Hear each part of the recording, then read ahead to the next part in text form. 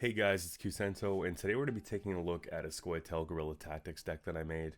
After trying different variations of movement decks, I was able to make some adjustments to ensure that I'm always pulling the cards that I needed when applicable, and added a short round solution as the deck appeared to be dependent on long round, which isn't always possible. This deck is perfect for those who love having multiple engines on the board, but also suitable for those who enjoy more of a control style of play. It has a great balance of card tutors, temple swings, tall removal, engine removal, and point accumulation that can stand up to most decks that I've seen on the ladder lately. So let's go over some of the cards in the deck to give you an idea of how it's going to be played, and then we'll run a couple games with commentary so you can see for yourself. So for deck tutors, we have Call of the Forest. You're able to play a Scoia'tael unit from your deck and boost it by 1 with this card. It's perfect for pulling that last card we need in order to complete a big combo while keeping it out of removal range when we boost it by 1. Then we have Novigradian Justice. You spawn a Cleaver's Muscle in your melee row and play a Bronze Door from deck. This one is paired up with the Miners because I really like the idea of grabbing that extra allied boost by 2, keeping any of our engines such as the Cat Witcher, the Dryad Matron, the Dolblathana Sentry, Malena, or Treant Boar alive and healthy for the round. And then we have Geralt Quen. This card has a shield. On deploy, play a Witcher card from your deck. With Adrenaline 3, assuming 3 or less cards in hand, you're able to also give it a shield. This is great because a lot of our deck surrounds Witchers. So we have Gezras, we have Geralt of Rivia, we have Brayan, we have Gaten, the Cat Witchers, the Cat Witcher Mentors, and even the Cat Witcher Adepts. So there's always going to be an application for Geralt Quen, and it gets a lot of value in this list. Then looking at tall removal, we added Geralt of Rivia because it's easily pulled by Quen. This card destroys an enemy unit with a power of 9 or more. So with a very greedy meta and a lot of people going tall right now, it's not difficult to find something with 9 or more power. So it acts as a really good tall removal in this case. We also have Brayan, which allows you to destroy the rightmost unit on an enemy row with at least 5 units. However, with Adrenaline 3, again assuming 3 or less cards in hand, destroy the rightmost unit on an enemy row with at least 3 units instead. This card is great to have with our leader ability because we can actually stage it properly, so we can move one of their units with our leader ability or even go as far as putting Malena to help push it to the right spot so we can destroy it. And then focusing on the short round game, I've seen a lot of versions of this deck and I find that this one works quite well because we have the ability to deploy on ranged and spawn 2 Elven Deadeyes in a row. So not only do we bring out 11 points in a very short period of time being 1 card deploy, we're actually able to get 3 units on the board. So if we have to go into a short round 3 with Gezras, we actually get a lot of value from the range row boost still without having to put a bunch of units on the board over a long round. And to summarize the deck, the key components would be Gezras, Dolblathana Sentry, the Dryad Matrons, and the Cat Witchers. These all work in harmony and really get a lot of points on the board in a short period of time. So Gezras has an ability on melee at the end of your turn, move self to the range row and boost a random allied unit on this row by 1.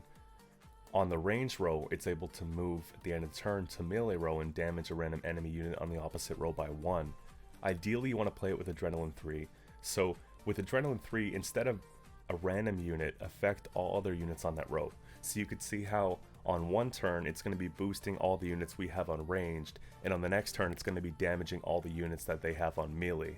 And we can really help manipulate that with cards like Malena and our leader ability to really get the most value out of Gezras.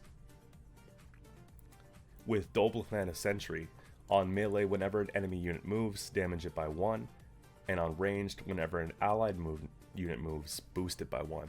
So ideally when you're playing Dolblathana Sentry with this list here, you're going to be always putting it on ranged row so that we can get the maximum value from boosting our own units because we're moving a lot of our units but we're not moving a whole bunch of their units. And then the Dryad Matron, every ally turn on turn end, move to the rightmost spot on the row and boost an allied unit on the left by 1. So ideally you want to position cards to the right of this when you're playing them so that it can move across from them and give them a boost every turn. It also gets an additional boost sent from the Dolblathana Sentry because we are moving units on the row. And then Cat Witcher Mentor, it's one of my favorite cards in the list. At the end of your turn, move self to the other row and damage and random enemy on the opposite row by 1. With Adrenaline 4, meaning 4 less cards in hand, damage it by 2 instead. So you can play these cards early on in round to get maximum value, but they're really going to peak when you have 4 or less cards in hand, so they act as a really good finisher, and you're able to deal 2 damage per turn. And we have 2 in deck, but we also have the ability to pull a third one with the Scoia'tael. And you can see here, this is an artifact with resilience. We're able to spawn 1 of 4 different cards. And of course, I often go for the Cat Witcher or the Cat Witcher Mentor in this case. And you can really stack that board up with a bunch of damage if you do that. So there you have it, guys. Let's get into a couple of games. I'll provide some commentary to kind of show you how I play them, and we'll go from there. Alright, for game number 1. So we can go ahead and mulligan away one of the miners because we need to have one for justice. I don't think we're going to need to purify against pincer maneuver. And I don't think it's going to be long enough of a round to really get maximum value out of the Cat Witcher Mentor.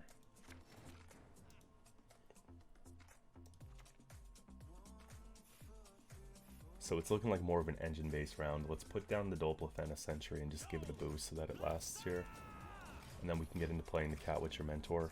Or sorry, the Cat Witcher in this case, depending on how they play.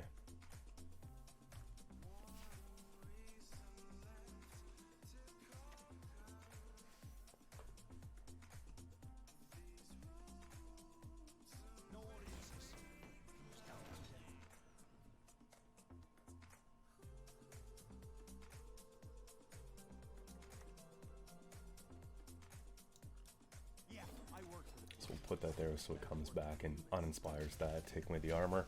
Depending on what they boost, we can go and remove it with Nature's Rebuke.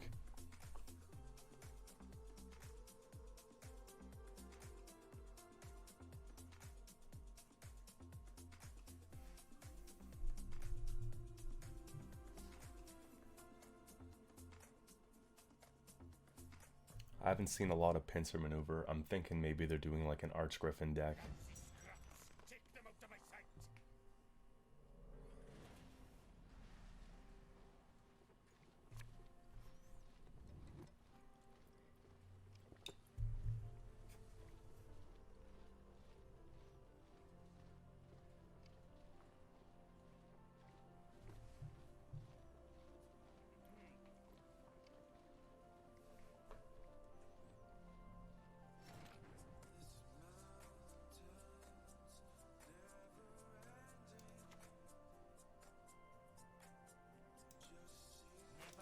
Let's go ahead and play a miner.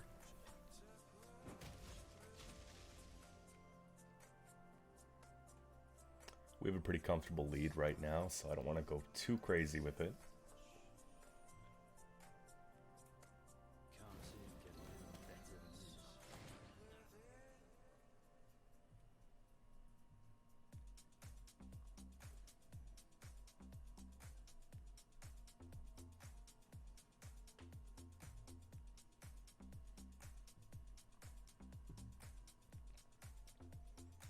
And just because we're in a healthy position, we'll push that back and just look to remove it. See if we can get out of this round comfortably here. Ideally, I want them to play the Archgriffin if they're going to go and do that, so we can remove it with Geralt, but I don't know if that's exactly the play just yet.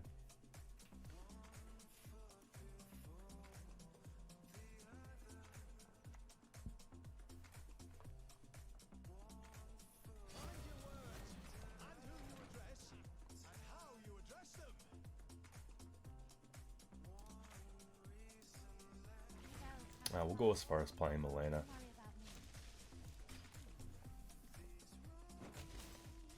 I'm thinking that they're going to drop the Archgriffin behind the defender. There it is. So with this card here, at the end of your round, shuffle it back in deck, keeping the boosts, so we have to actually get rid of it. That's going to be the only way that we can really kind of break this whole thing apart. And then we have a perfect opportunity to pass here. They're probably going to pass first.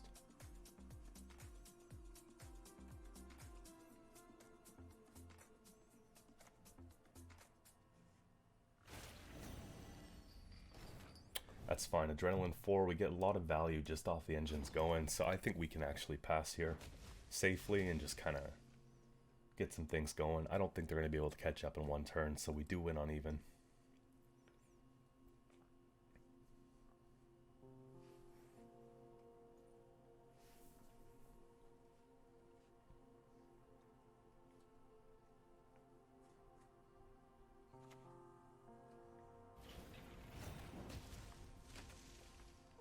Again, it's very hard to deal with. Look at this here.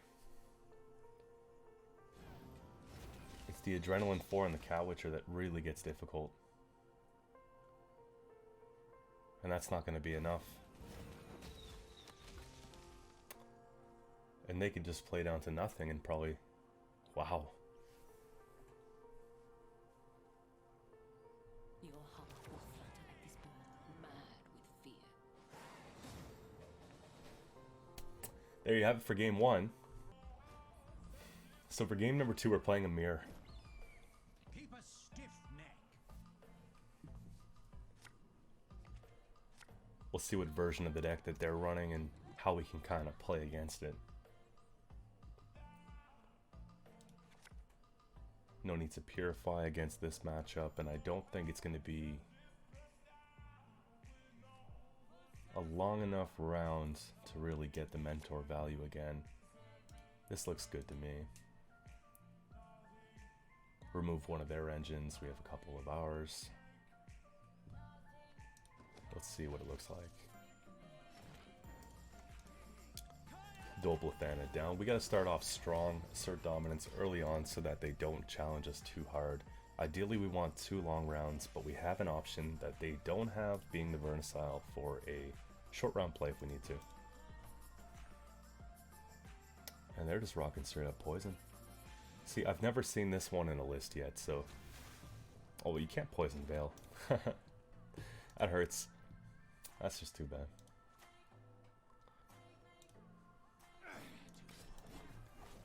That's unfortunate.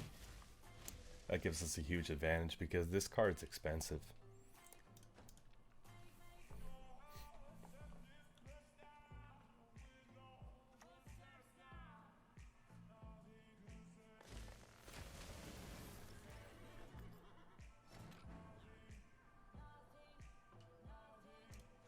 We can just roll Justice for the point swing, really.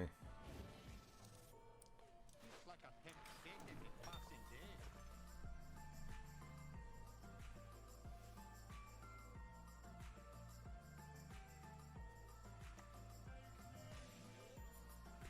I gladly fight, but my fate torments. So something like this with Harmony 2, it looks like they're doing more of a Harmony take on a movement deck. We have to get rid of that, like, by any means necessary, so it's actually worth expending a leader charge because that really climbs up. And then we'll just toss down the Rebuke and call it a day. A little bit of extra buff in case we're looking for the pass here on 6. There goes Pavko. Well, I guess it's gonna take some more patching. So we do have to start seeing a bit of value from our engines here. So we'll just go ahead and toss a Matron down.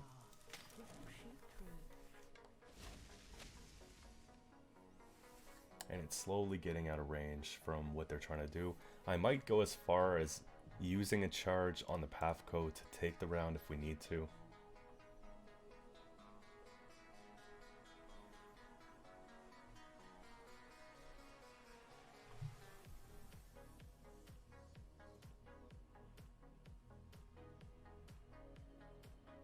Seems like every card they're playing is gold almost, eh?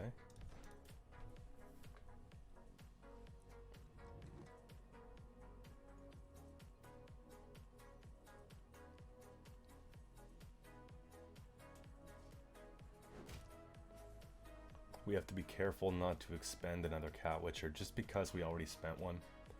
If they run into later rounds with 2 of them and we don't have 2 of them to match, it can get quite ugly. So Neuromancy into a Treant Boar, they're just going for it.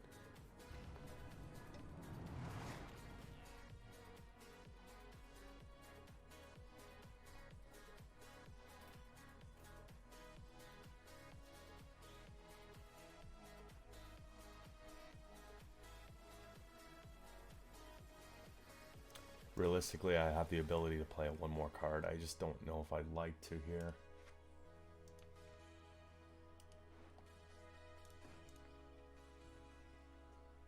I'm thinking we try to save all this. We got some really big commitments, so I feel pretty good about it. And they'll just easily play whatever they have and take the round, but... Again, Pavko and Tree and Boris, 4 passive points per turn almost. And there's Milena.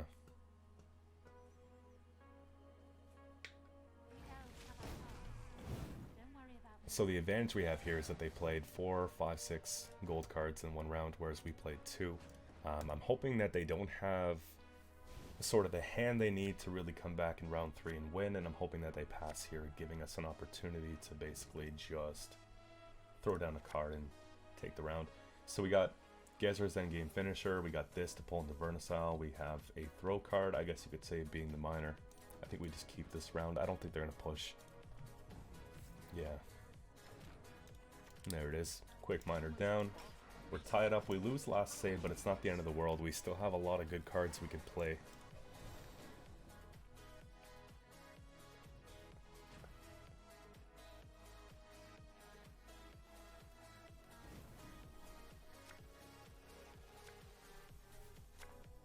Perfect. Even better. So, Geralt Quen can pull into our... Oh, we can actually put back maybe Gezra's. There we go. Just because I want to pull him with the shield, right? Doblathan is going to be likely our target with Call.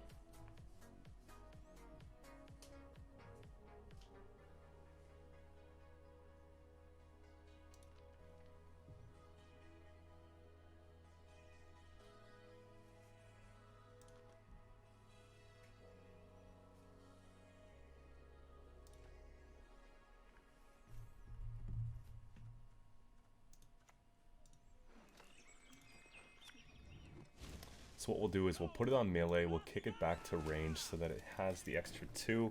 We really want to keep this alive here, and now if they're looking to take it away, they're going to have to use, looks like 2 leader charges and a rebuke.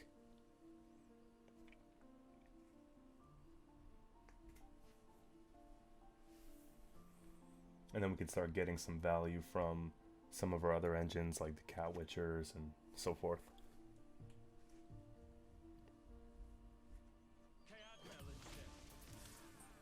They like our style.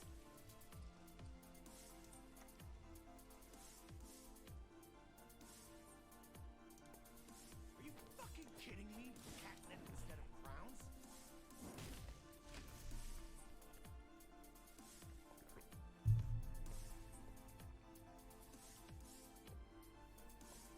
So we have to hope that they don't have a lot in the way of removal.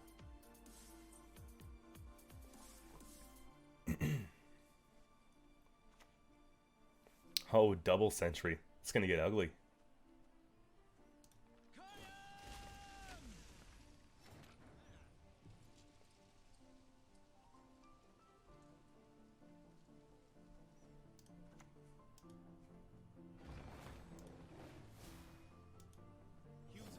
We'll get a second one going.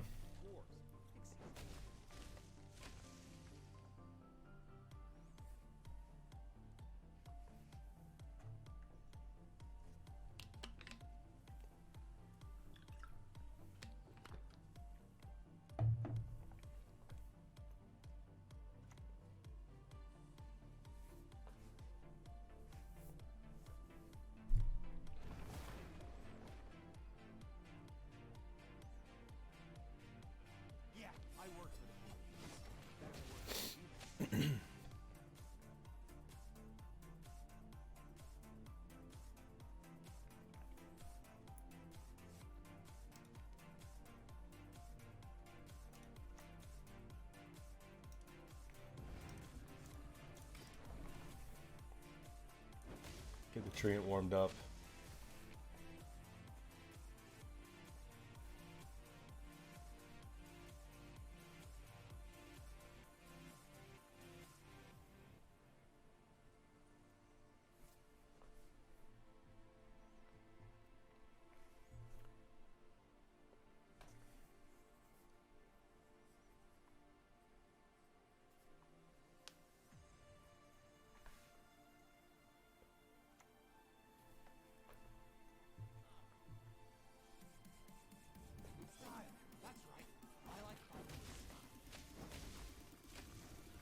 So this is going to get tricky here.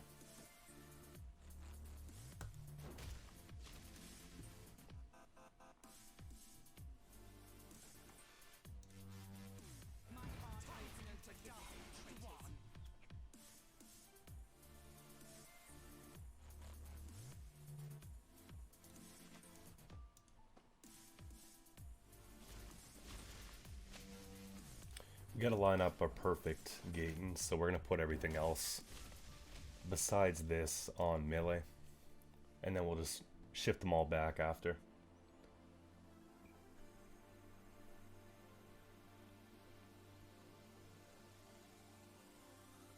So we're getting to that point.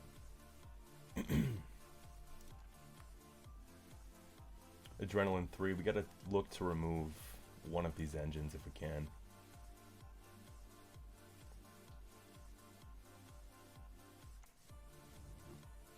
Just a triple Cat Witcher, eh? It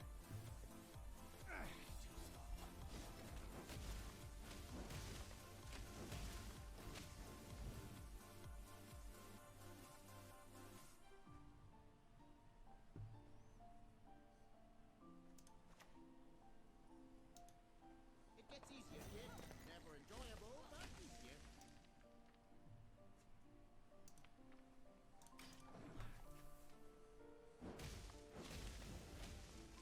I think the key for us here is removing maybe the Gezras.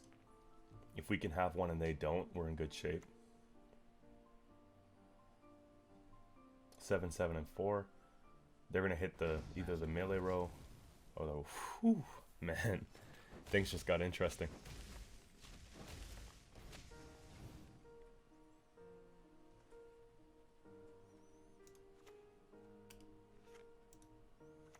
Here's what we'll do. If we can get random pings off a sentry.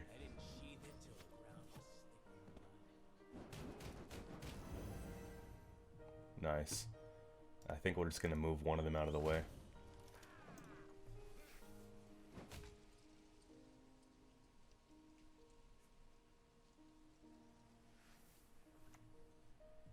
Trained Hawk, alright.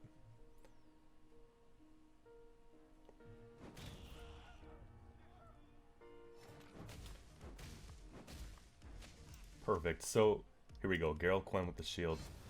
It brings out Gezras with the shield, There's a great deal to learn. giving us the opportunity to basically start boosting that whole row. And don't sleep on the Cat Witcher Mentor. This is actually racking up quite a lot of points here. We have 18 points in one card so far.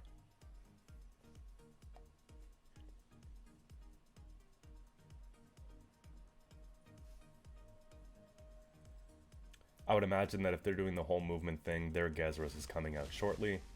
We'll go ahead and remove that once we get the chance with Brain. And it'll be on the rightmost side, so we're good to go.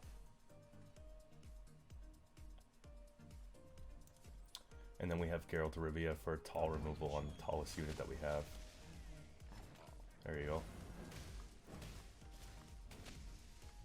Jeez, eh?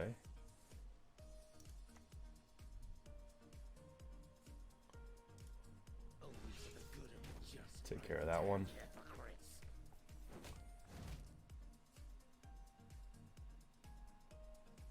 And then Geralt works just fine for that 10 right there. It'll be 11 by the time we hit it. I think with their Gezras being gone, we would win this game, regardless of only having one Cat Witcher. Yeah, looks good.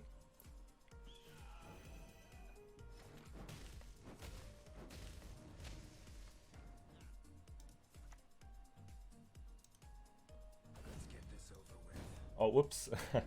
If we lose by 1, you know why. Got trigger happy and killed the 10 instead of the 11. We'll just see how that pays off here.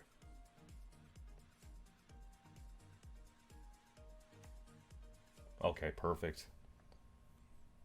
It doesn't come back to bite us here. Yeah, it'll be fine. So there you have it, guys. We played 2 quick games and we had 2 relatively easy wins.